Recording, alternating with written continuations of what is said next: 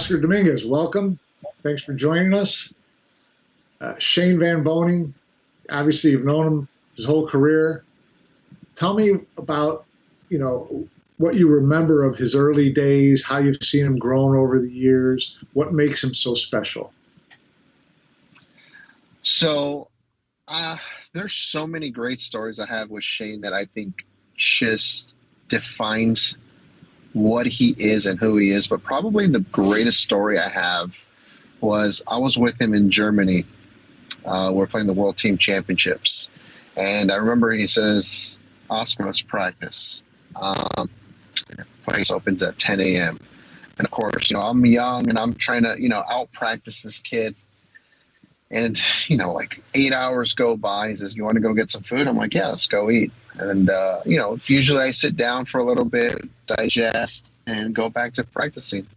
He just jumped on it, shooting the same shot for hours and hours and hours. Now, the venue closed at 11 p.m. I'm like, there's no way I'm going to stop before this kid. 9 or 10 p.m. rolls around. Now, mind you, we've started at 10 a.m. Now it's 9 or 10 p.m. and my feet are killing me. I can't stand it anymore. I'm like, you know what? I quit. Shane kept practicing until they finally kicked him out. Okay. And I realized that there's not many people who are going to outwork this kid. But I mean, it was just there's so many great stories of him practicing and dedicating himself to the sport. And it's really no surprise to me to see what he's accomplished in the game. He dedicated his life to the sport. Yeah. What makes his game special? What parts of his game do you admire the most? Probably one of the things that separates, I think, the most elite players is the will to win. I think Shane has that more than any other American that I've seen up close and personal in my experience. He just knows how to win. It's hard to explain it, but there's an X factor that I think that some players have and some players don't. And that, to me, Shane's always had it. He wants to win more than anything. And you really have to beat him. You have to snatch the game away from him in order for him to lose. And that's one thing I admire most about him is his will to win. Yeah.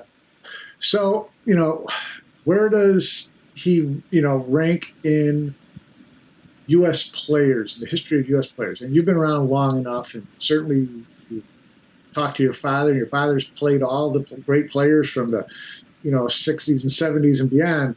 So give me your top 10 list of top U.S. players over the last 50 years from 1975 on.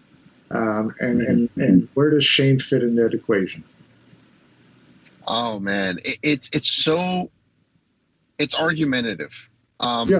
So I'm really gonna start off with a simple thing, and I don't want to just feel like I want to discredit anybody, but a lot of people say that the champions of the past cannot compete with the champions of today.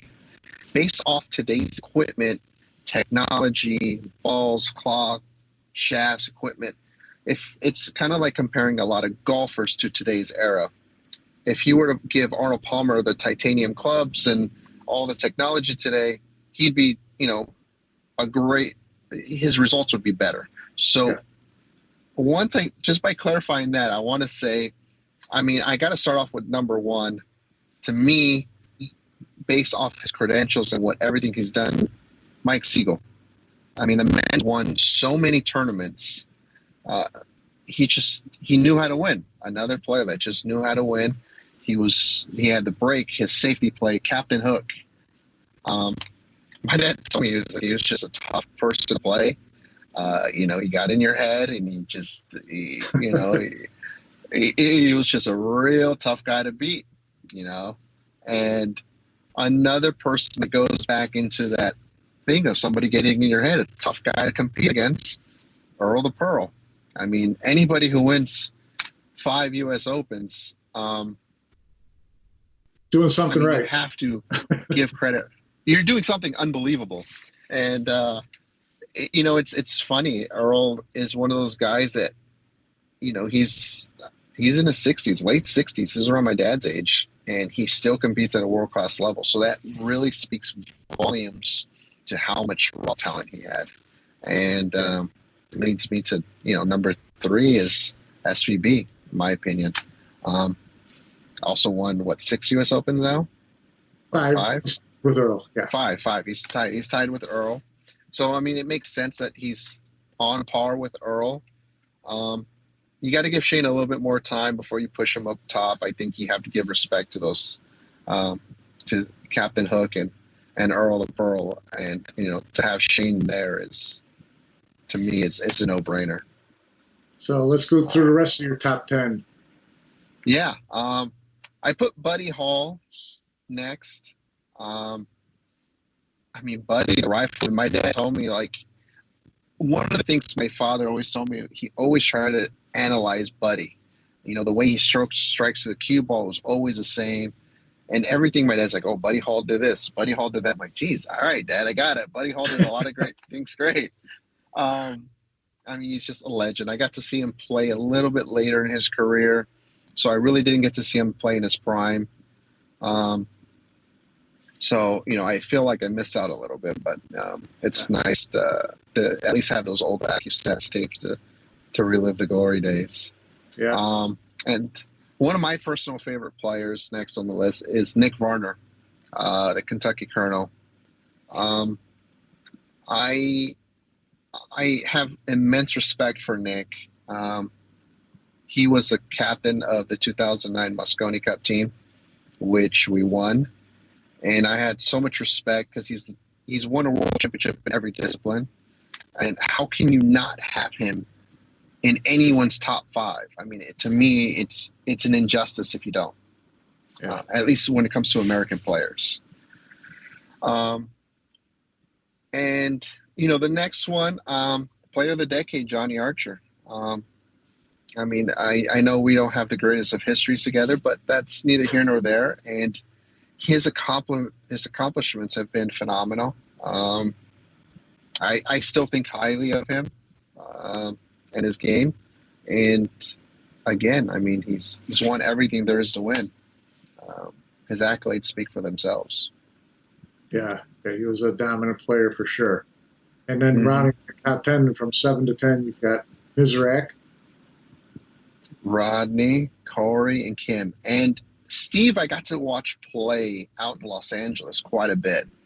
And one of the things that really stuck with me was how smooth he was for as big a guy as he was. Yeah. He just, the cue ball was dancing off the tip, and it was such a joy to watch. So I got to see him play quite a bit in Los Angeles because he would come out pretty often for the tournaments out there. LA was kind of like the hotbed for pool back in the early 90s, late 80s. There's a lot of action, a lot of tournaments going on. So another guy that, rounds up is Rodney Morris. I spent a lot of time with Rock. He played a lot of my tour events. So I got to see Rodney play a lot. So much fun, so much energy. My opinion, nobody got to the center of the table better than Rodney Morris. He just always found the center of the table. And he ran out so effortlessly. And I think I put, who was number 9 did I put? I'm sorry. Corey, Prince of Pool.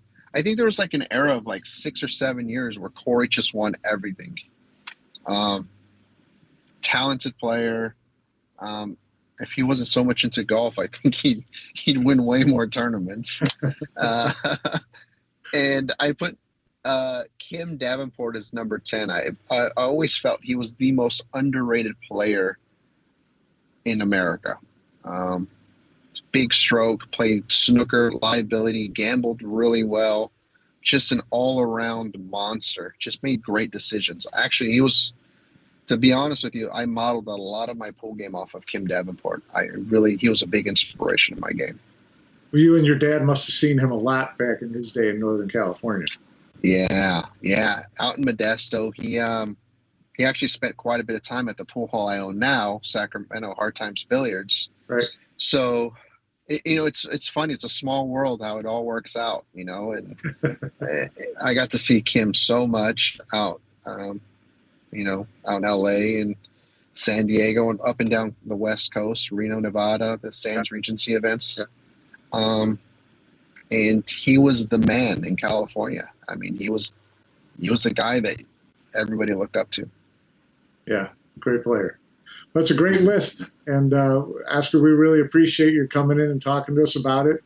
Great perspective. Mm-hmm. And again, thanks for stopping by. We'll see you again soon.